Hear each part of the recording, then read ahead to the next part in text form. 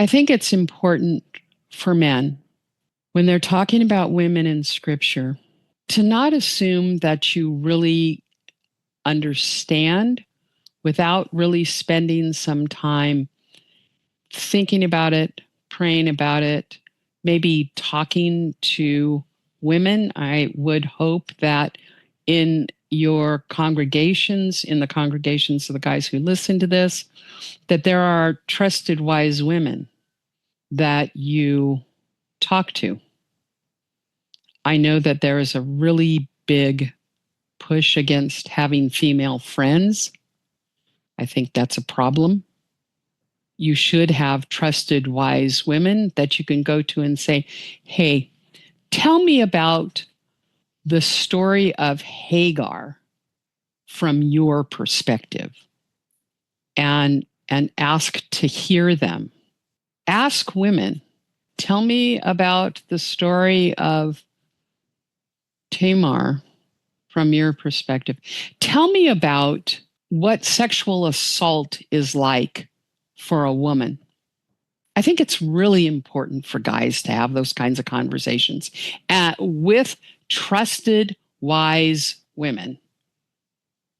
So if you don't have any trusted, wise women that you talk to, that you hear from, like, for instance, here's the thing.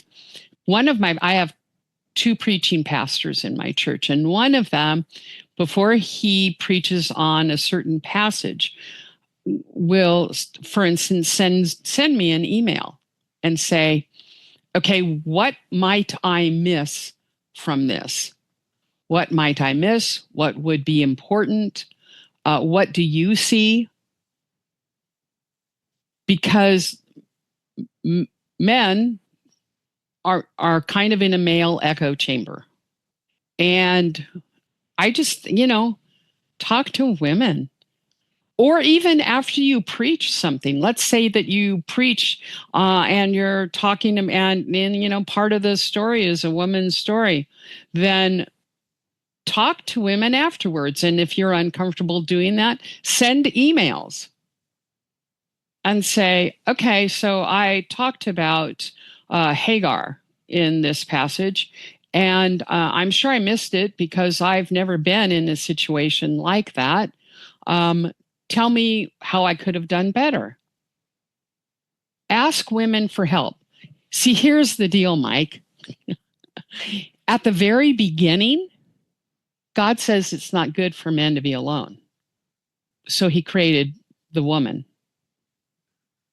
So it's not good for you to try to do what you're doing without the help God created specifically to be your help. Yeah, you mentioned, like you said a few minutes ago, that we need to find, wise and informed and women to ask these type of questions to. And although you didn't say it, I think you're assuming that there's got to be some kind of like a relational trust to handle these types of questions as well. I mean, you kind of gave 3 questions, what do you think about Gomer? What do you think about Tamar? What do you think about sexual assaults? That kind of really ramps it up towards the end. Some of these you can have in the lobby of the church after service. Some of them you can't, and shouldn't even re-traumatize somebody by surprising them with questions like that. So there's wisdom on both ends for that. For people that don't have like a renowned female author and theologian in their congregations, like what's a step that we can do? If we don't have you in the church to email in advance, what are some ways to begin this process if it's just like completely foreign to people? Yeah. Look around in your congregation for women who just by nature and gifting are leading other women. So who are the women leaders? And if your congregation is so small that you don't have them yet, then you say, how can I train some women leaders? And then maybe you say, okay, we're going to have a discipleship class for training up leaders. And in that class, there's going to be men and women. And maybe you invite like older women. See, Paul told Titus that the older women are supposed to be teaching the younger women. So Titus had to identify who those older women were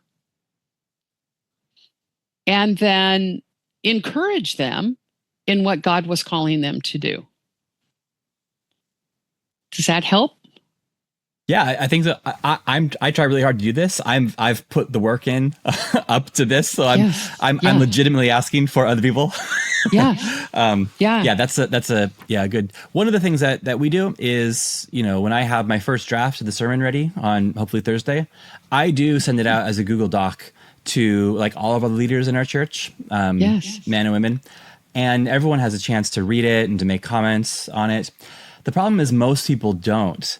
Right. Most people are just like, oh, it's just one more email that comes in. Yep. And but it's a process. You're trying. I'm trying. Yeah. Yes. Wonderful. And I guess too, maybe it's easy to send an email out to a bunch of people, but then to like schedule a time and then pick up the phone and then say, hey, actually, Susan, I really was looking for feedback on this. I know that you read it in advance. Could you give me some feedback on that?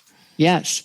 Or even, that's really perfect. Or even, you send out and everybody thinks, okay, well, there's his blanket email. Sure. Then actually, maybe there's 2 or 3 women that you've identified the Susans.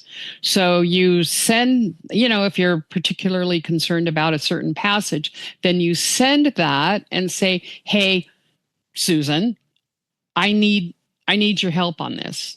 So please take time. I know it's asking a lot, but take time. Is there anything here I'm missing? Is there any way that I'm going to talk about these events or this event in this woman's life that I could fail to talk about properly?